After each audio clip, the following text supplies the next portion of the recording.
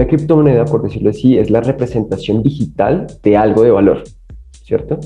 Que solo existe en línea y está dentro de un registro contable descentralizado. Está protegida por matemáticas, en este caso criptografía. Suena un poquito muy duro, ¿no? Entonces vamos a tratar de desglosarlo.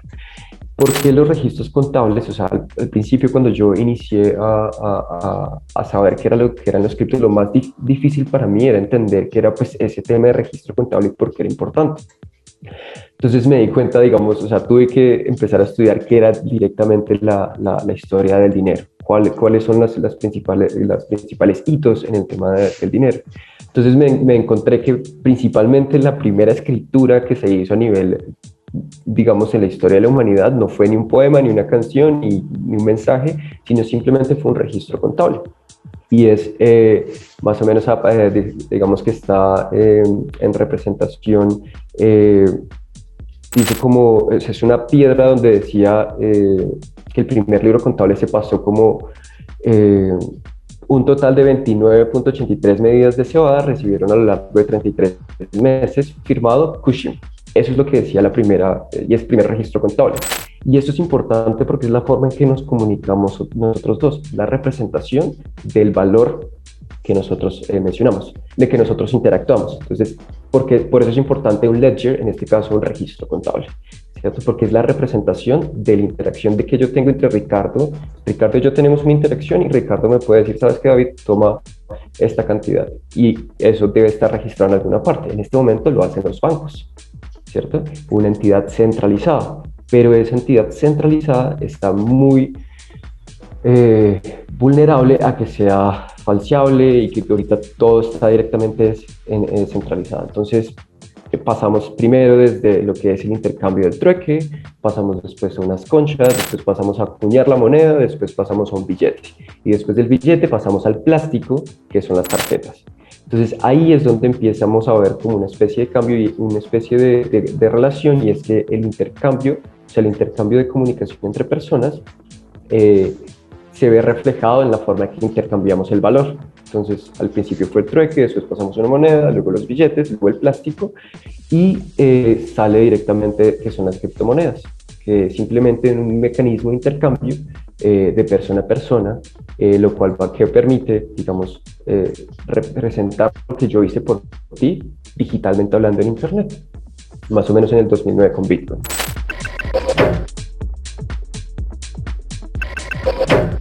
O sea, una cosa tiene valor porque otras personas le ponen valor. ¿A qué me refiero con eso? Y es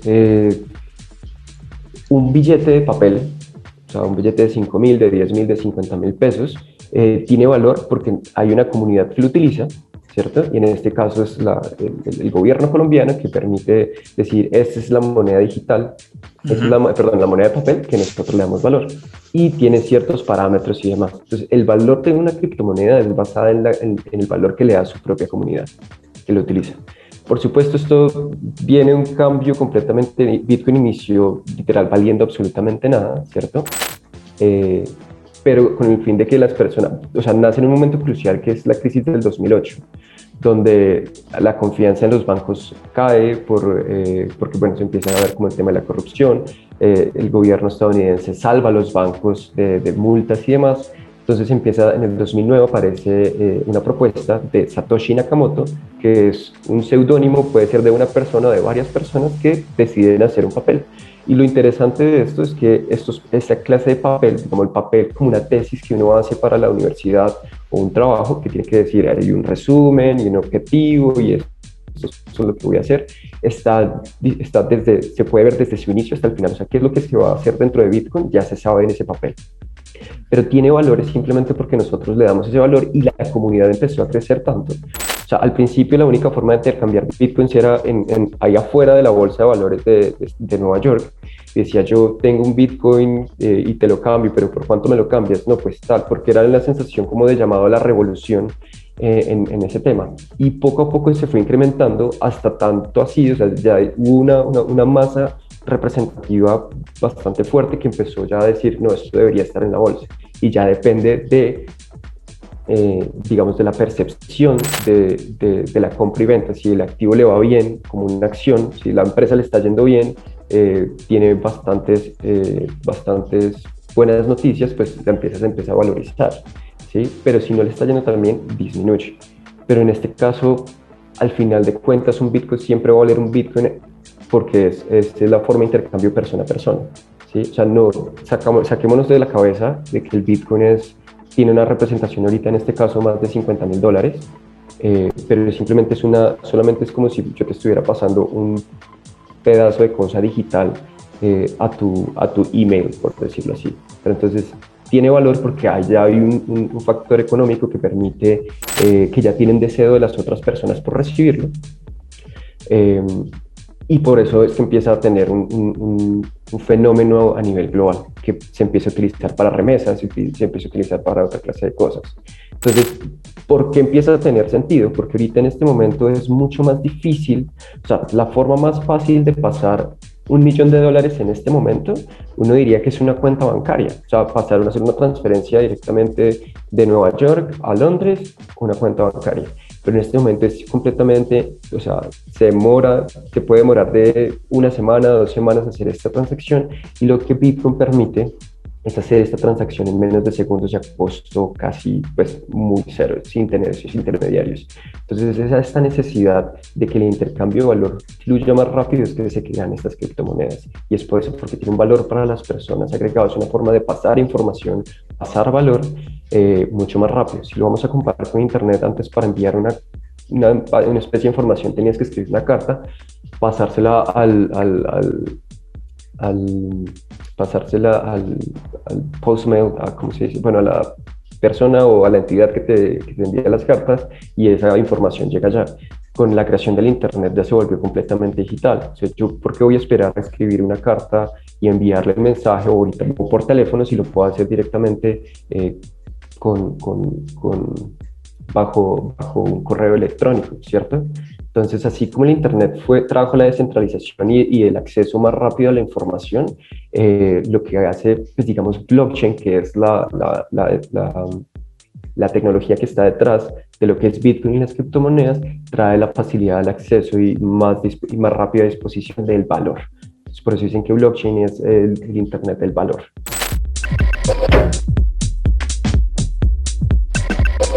Entonces hay que definir, Bitcoin es una criptomoneda completamente así. Está Ethereum, que es otra criptomoneda que es como otro protocolo, que eso, pues, digamos, no quiero entrar en detalles, pero digamos está una blockchain que utiliza encima Bitcoin, está una blockchain que utiliza encima Ethereum, y está otra blockchain que en este caso, pues, digamos, la que yo represento se llama Celo, ¿cierto?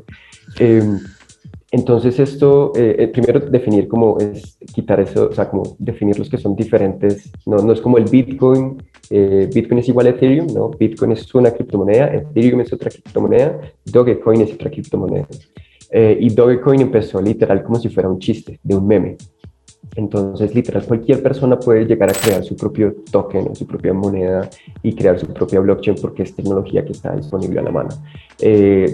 Vas atrás de, digamos, por ejemplo, lo que pasó con Dogecoin es que empezó como una especie de meme y chiste, y las mismas personas les empezaron a, a dar ese valor. Y ahorita pues ya es un monstruo que no lo puedes detener y ya tiene un valor porque las personas se lo dan.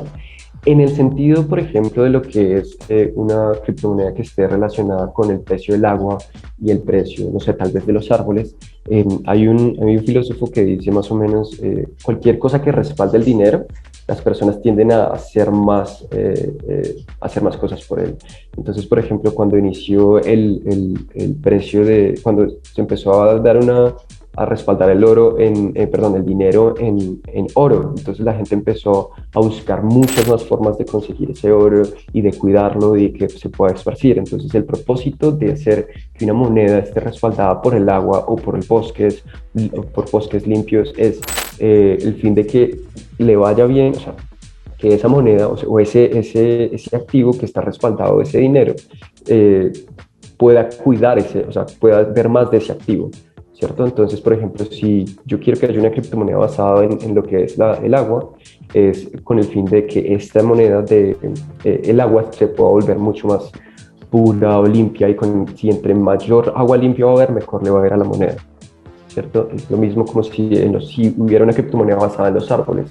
Nosotros necesitamos mucho más árboles, entonces el precio de esta moneda que yo me voy a inventar va a tener su respaldo en la cantidad de árboles que se creen o que es de una área que se vayan esparciendo. Entonces es un principio, digamos, económico que basa es que creemos ese dinero, pero respaldado en cosas que nos gusten, ¿cierto?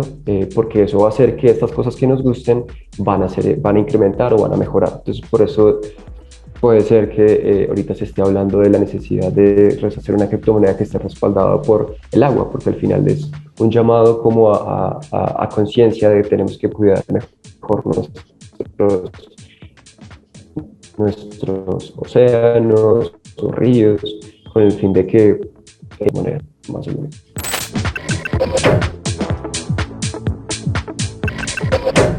Hay un documental que se llama Cripto, algo, déjame se llama, dame un segundo, Cryptopia. Cryptopia está, no sé si está en Amazon Prime, en Netflix, pero digamos, obviamente cuando empezó a salir el boom, digamos como hubo en el 2000 hubo el boom de las internet, también está pasando ahorita, pues ya se calmó un poco, pero estaba pasando lo mismo del boom de las criptomonedas. Entonces, y en este Cryptopia mostraban a veces como habían proyectos que literal, habían proyectos que salía Ryan Gosling como cofundador por allá de una empresa china. Y entonces yo creo que evitar caer en esta clase de estafas es primero como el tema de la educación, el tema de ir a mirar cuáles son los actores que están en el mercado. Es muy fácil crear una criptomoneda, por decirlo así. Ahorita uno puede colocar en YouTube cómo crear mi criptomoneda, cómo crear mi token. Entonces uno va y encuentra videos de cómo pues, crear esa moneda y cómo intercambiarlo, pero de nuevo es la misma comunidad la que le da el valor y demás. Entonces, primero, muy básico, todas estas criptomonedas tienen un white paper y ese white paper es lo que se podría llamar como la tesis de lo que yo voy a hacer con la criptomoneda. Entonces, primero mirar si ese white paper, ese papel en blanco, pues, que no sé en realidad cómo se le dice en español, pero si ese libro está diseñado con el fin de ver cómo se va la criptomoneda. Y segundo, por ejemplo, ir a mirar a CoinMarketCap, que es el mercado, el capital del mercado de monedas, que es sí, coinmarketcap.com, donde pueden ver cuáles son las monedas que están activas, cuáles son las monedas las criptomonedas que están activas, cuáles son las que tienen mayor uso, cuáles son las que están, digamos, con buena calificación o con cuáles todavía hay como no están identificadas. Entonces ahí podemos ver cuáles podrían ser las que, o sea, con las cuales yo podría no caer directamente en estafas. Pero no, no necesariamente pues, podemos llegar a esto. Digamos, ahorita ya hay entidades, por ejemplo, como Buda.com y Panda, que ya manejan, ya, si bien son exchanges, casas de intercambio pues, digitales, que es prácticamente como una especie de banco de casa de intercambio de criptomonedas, donde ya podemos ir a mirar cuáles son y acceder muy fácil a ellas. La gente piensa que para ingresar al mundo de las criptomonedas se necesita tener un Bitcoin que en este momento está en $50,000 y no es así. Entonces uno puede literal ingresar como hasta con 50,000 pesos y comprar una fracción de esas. Y no solamente Bitcoin, de las demás.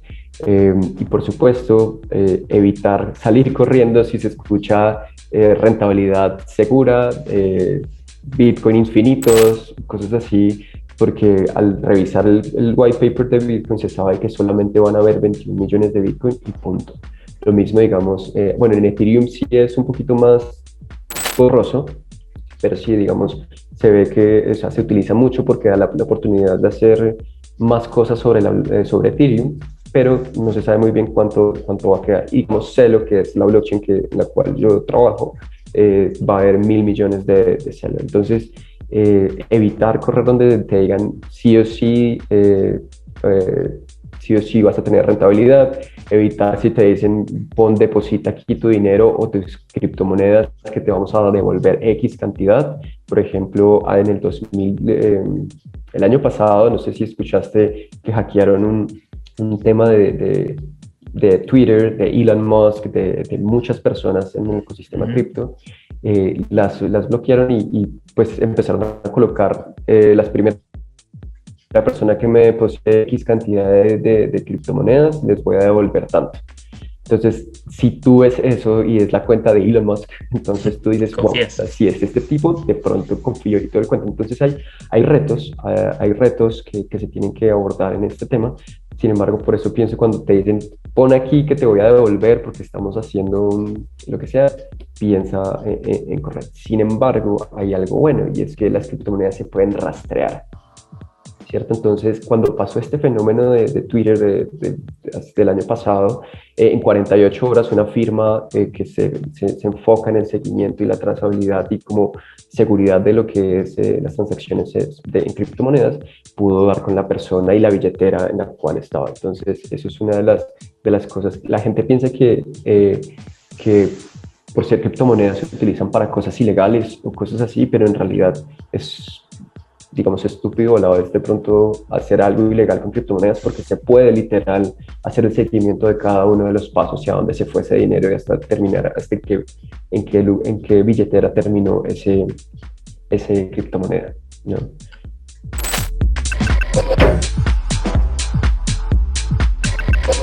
Digamos que cualquier cosa que yo diga no quiero que lo tomen como un tema de inversión, por supuesto, pero sí, en realidad hay que mirar muy bien, estudiar muy bien lo que se necesita, lo que se quiere. Por ejemplo, Bitcoin se está hablando que es un resguardo de valor, se compara como el oro digital, ¿cierto? Se le compara como el oro. Entonces, la gente ahorita hay dos personas en el mundo cripto. Está el trader que quiere hacerse millonario y que juega y aprende cómo vender y comprar más barato y vender caro lo más rápido posible con el fin de generar unas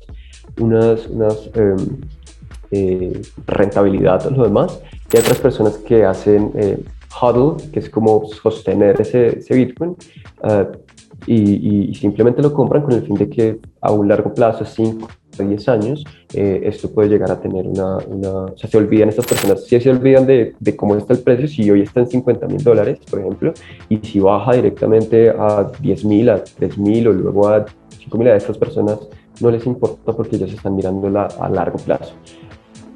Digamos que negocio, ¿cómo fue negocio seguro, me decías? Ujú. Sí. No, pues no me gustaría decir negocio seguro, es porque depende de lo que la gente quiera hacer con eso, ¿no? Yo sí, hay muchas personas que mencionan ahí, porque no mete solamente el 1% de su portafolio de ahorros en lo que es Bitcoin o criptomonedas. Obviamente estudie las y mire cuál es la que más se ajusta con su forma de ingresar, de pensar. eh, y si en 10 años mire a ver cómo le va. Si le va muy mal, perdió el 1% de su capital y si le fue bien, pues al menos va a tener como alguna retribución. Pero vuelvo a que no es como una llamada al no es una llamada como al consejo de inversión, sino es un llamado como hey, busquemos estudiar qué es lo que está pasando y, digamos, identificar cuáles son las personas que están hablando más de blockchain y de criptomonedas en el mercado. Por ejemplo, el Colombia FinTech, una de las entidades pues, que junta todas las FinTech, el presidente es Eric Rincón y él es una persona que está en pro, es el abogado y está en pro de regular directamente las criptomonedas, porque aquí en este momento las criptomonedas son un bien inmaterial. O sea, entonces no se pueden utilizar como método de pago, por supuesto, pero no son una moneda como tal. Entonces, él está en la posición de tratar, por ejemplo, el country manager de Buda, que se llama Alejandro Beltrán, él también él es una persona con la cual se pueden guiar y pueden mirar cuáles son las mejores formas de ingresar un poquito más al, al ecosistema cripto, ¿cierto? También Mauricio Tovar, por ejemplo, es también una persona que está muy enfocada en la expansión acerca de blockchain y de las criptomonedas.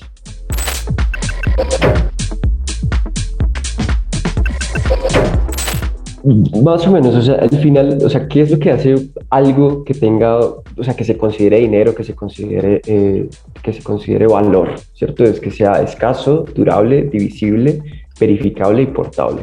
Cualquiera de esas cosas, si cumple, puede ser una especie de intercambio de valor.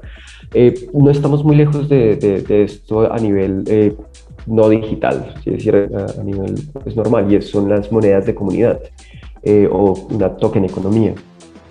Una token economía es simplemente una especie de tarjeticas que se dan como para reforzar comportamiento. Sí, entonces, si tú eres un youtuber y decides hacer una blockchain, probablemente sí tengas una especie de activo digital, porque pues al final eso se convierte en un activo digital, o sea, existe de forma digital, no se puede reemplazar porque pues por medio de blockchain, si solamente existe un Bitcoin y no se puede modificar, así como el billete de 5.000 tiene unos numeritos ahí, exactamente lo mismo, o sea, exactamente la misma representación.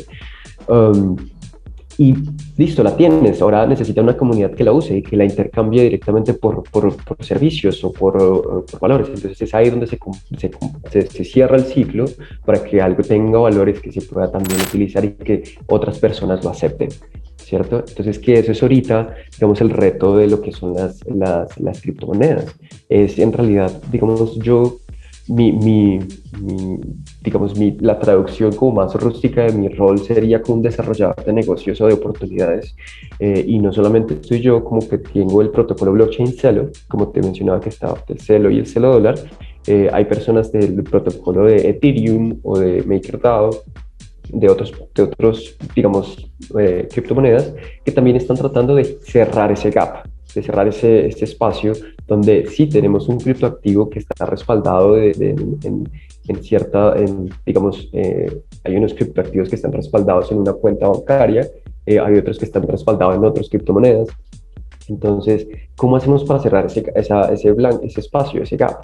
Es tratando de generar casos de uso, tratando de generar que las personas o sea, hagan un consenso, que la comunidad haga un consenso para decir, yo quiero aceptar esa clase de moneda, ¿cierto? Entonces, en mi caso, por ejemplo, uno de los pilotos o casos de iniciativas que ya estamos logrando para que la persona pueda utilizar este token, que es un token estable, que es el Celo dólar, es con una empresa que se llama Shalder, que permite pagar a los freelancers por trabajos que hagan con empresas. Entonces, esto, ¿qué es lo que hacemos? Es para cerrar el gap de que esto ya hay un caso de uso donde las personas puedan acceder a un activo digital que sigue el precio del dólar y puedan ser pagados de manera más rápida y efectiva. Y digamos, o sea, por ejemplo, y te voy a dar un ejemplo porque esto es importante y porque estar con esta iniciativa de Shalder es importante, y es, si tú solamente aumentas el flujo de remesas un 1%, se puede decrementar al 16% de la pobreza extrema. ¿Cierto? Entonces, simplemente por el hecho de que yo pueda enviar una remesa o transferir valor mucho más rápido, estoy no solamente ayudando pues, al país, por decirlo así, sino estoy apoyando a las personas. En este momento es ridículo decir, como tú me hiciste un favor de $20, te voy a pasar los $20 desde Estados Unidos hasta acá. O sea, te comen las fees, te comen los, ¿cómo se dice? Sí, Hasta sí, los las comisiones, impuestos. las comisiones. Claro, te comen las comisiones, o sea, tendrías que utilizar otra clase de movimientos, entonces, no sé, si yo le pago $20 a tu mamá que vive acá y entonces tu papá que vive en Colombia te pasa el equivalente a esos $20, porque en realidad no tiene sentido ahorita pasar cierta cantidad de dinero. Entonces, eso es uno de los pilotos que me llama mucho la atención, con los cuales vamos a empezar a trabajar, que es el poder ayudar, que freelancers puedan pagar directamente que puedan recibir criptomonedas, en este caso pues el dólar. Pero pues, no, pues hay bastantes casos de uso, por ejemplo, en el tema de remesas también. Bitcoin sirve mucho para remesas de Venezuela, de Colombia, de venezolanos y Colombia a Venezuela, porque pues sí, o sea, lo más difícil es como acceder a ellos y las mejores tasas. Entonces ahí está el exchange, que es el cambio de criptomonedas centralizado, como si fuera otro banco, que es, en este caso en Colombia existen Buda y Panda, Buda.com y Panda.exchange. Y también están los mercados persona a persona. Entonces, hay ventajas y desventajas con esto. El exchange centralizado te permite a ti guardar como si fueras en un banco tus monedas, pero termina teniendo, tus bitcoins los termina teniendo el exchange y termina siendo un poquito más caro. Pero pues, tú no tienes que pensar en más cosas que subir tu dinero a Buda.com y de Buda.com pagar tus criptomonedas. Y por el otro lado, los persona a persona, existe el local Bitcoin y Paxful, que es literal como si fuera un mercado libre de criptomonedas. Esto es mucho más barato, pero a la vez incrementa un poquito el riesgo, porque al final tú no conoces a la otra persona que está al lado. Igual que Mercado Libre, tú no la conoces. Pero por eso, digamos, en Local Bitcoins y Paxful, pues salen las estrellitas que él tiene y no tiene. Entonces se convierte en mucho más barato, pero también aumenta el riesgo. Pero son ya herramientas que la gente ya puede acceder a esta clase de criptomonedas, a estos activos, con el fin de pasar valor. Entonces ya pasa el valor a Venezuela. En Venezuela las personas cogen esos bitcoins y los cambian ya a servicios o otra clase de moneda que ahorita pues en Venezuela también ya se está medio dolarizando el asunto, entonces a otra moneda local.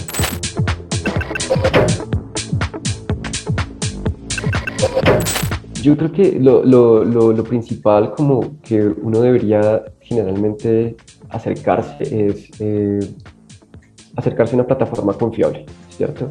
En este caso, ya hay intercambios de criptomonedas, o sea, exchanges globales, como son Binance, está OKCoin, está Coinbase, y locales, como ya lo he mencionado, Buda y Panda. Estas ya tienen una reputación en el mercado, se saben que son confiables, se saben que, digamos, tienen como unos partners, unos aliados bastante interesantes. Por ejemplo, ahorita se está haciendo el cash in y cash out, la arenera para hacer el cash in y cash out de cripto. Entonces esto trae más confianza al mercado. Es decir, próximamente, porque todavía no, ya podremos hacer un cash in, que es decir, comprar mi dinero con mi cuenta bancaria. Y el cash out, poder convertir mis pesos, o mis bitcoins, mis celos, o mis cielo dólares, o mi Ethereum, o mi Dogecoin, en pesos colombianos a través de esta clase de alianzas. Entonces, yo creo que es como mirar también alrededor de la entidad que le dicen, que estás investigando. Y ya, por ejemplo, Buda tiene como acceso a través de Tepaga y de Powi, que son dos fintech que están en el mercado, que tú puedes ir y abrir tu cuenta en Powi, en Tepaga, simplemente teniendo un celular. Y adicionalmente pues ingresar a comprar esas criptomonedas. Entonces vas a ver que no solamente es el Bitcoin, no es Buda.com, sino pues ya hay más entidades que los están apoyando. Entonces esto nos permite como sentir un poquito más la tranquilidad de que adicionalmente, por ejemplo, Bancolombia está trabajando con un exchange de mexicano que se llama Bitso. Entonces ya podemos ver, ok, si Bancolombia, si de pronto yo ya casi le perdí un poquito la fe a los bancos, pero la gente todavía le tiene mucho fe a los bancos. Entonces, mire, si por ejemplo ven que Buda.com está trabajando con Banco de Bogotá para esta entidad, si ven que casas de intercambio, es decir, exchange, están trabajando con Banco de Bogotá, como, o sea, Gemini, que es uno de los Winklevoss, los que Mark Zuckerberg le robó supuestamente la idea de Facebook, tienen su propio exchange de criptomonedas que se llama Gemini y viene a trabajar directamente con el Banco de Bogotá. Está, digamos, Binance con Davivienda, e incluso las fintech ya están tomando. Mobi está trabajando con Panda Exchange, y ¿quién más está por ahí? Ahí está Coin, que también es otra fintech. Y si van a ver, ya hay varias empresas representativas en el mercado que conocemos, todas las personas a pie conocen, que le están dando confianza a este mercado, que ya no está siendo como algo lejano, sino está siendo más cercano. Y pues digamos, Colombia está entre los 10 primeros países alrededor del mundo, tercero en Latinoamérica en utilizar criptomonedas. Entonces, esto es bastante interesante porque ya se está moviendo aproximadamente 100.000 millones de operaciones solamente en Colombia. Por ejemplo, Buda.com tiene 90.000 usuarios, más o menos el 30% estarán activos, pero ya hay formas bastante sencillas y, digamos, ya confiables de acceder a este mercado. Entonces, si vas a escoger, si alguien te dice dónde puedo comprar criptomonedas, primero esa persona tiene que ser muy confiable si él mismo te las va a pasar o directamente en Buda.com, tal vez sea un poco más caro, pero sabes que también las puedes encontrar directamente y tiene una especie de, de apoyo y de ayuda al usuario y todo lo demás. Pero bien, vuelve y juega la gracia de tener criptomonedas es que no las tengas centralizadas en un lugar, sino que sean propias. Y para eso existen billeteras que te permiten almacenar tus bitcoins. Y hay una frase muy clave que es, si no son tus llaves, no son tus bitcoins. Y es porque cuando tú tienes una billetera, a ti te dan una clave, que es como una clave figurada, es el corazón, es la semilla de esa cuenta. Y si tú pierdes esa cuenta, o sea, se van tus bitcoins entonces, o tus criptomonedas. Entonces es ahí donde gente que tenía, no sé, 500 o 1000 dólares en bitcoin hace muchos años que ahorita cuestan miles de dólares, eh, perdieron esa clave y se desaparecieron. Entonces, como quitándole ese poder del intermediario a los bancos, como que nosotros le ponemos toda la culpa a los bancos cuando le colocamos nuestro dinero, viene con una responsabilidad nuestra y es como, listo, ok, si yo voy a tener mis propios bitcoins, pues voy a tener una billetera que tiene un corazón, que es esa clave, y esa clave la tengo que guardar escrita, evitarla tenerla en correos, en celulares, porque esto va a permitir que sea un poco más, que se puedan robar y todo lo demás. Entonces, ahí está Trust, que se llama Trust Wallet, es una blockchain.com, también es otra billetera que pueden ahí almacenar su Bitcoin. Mycelium es otra que también existe. Entonces, son como pequeños datos como de higiene, entre comillas, que se podrían tener a nivel de investigación.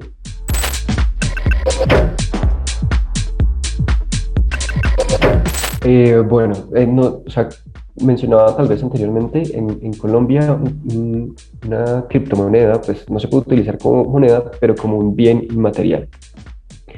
No está regulado no significa que no se pueda utilizar, al igual que Uber o al igual que algunas otras plataformas. No los quiero comparar así porque es completamente diferente, pero simplemente para traer el ejemplo de que si no está regulado, se puede utilizar. ¿Por qué? Porque no es ilegal.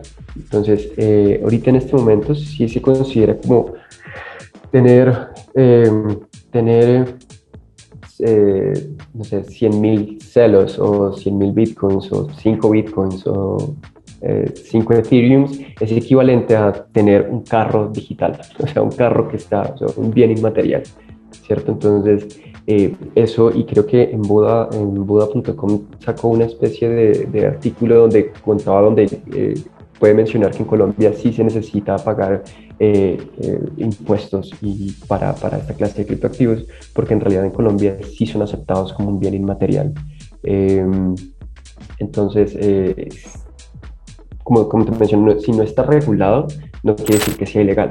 Si no está regulado, es que se puede utilizar, pero pues digamos que si pasa algo con eso, no hay nadie a quien tú puedas ir a reclamarle, ¿cierto? Entonces ahí es donde entra Colombia FinTech junto con Eric Rincón, que es el abogado, a decir, necesitamos una carretera para que estas criptomonedas pasen. ¿Por qué? Porque se necesita un KYC, que significa Know Your Customer, o conoce a tu cliente para saber de dónde y tratar de saber de dónde vienen esos criptoactivos y evitar que se propague el lavado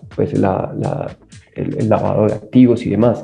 Que por cierto, o sea, en realidad el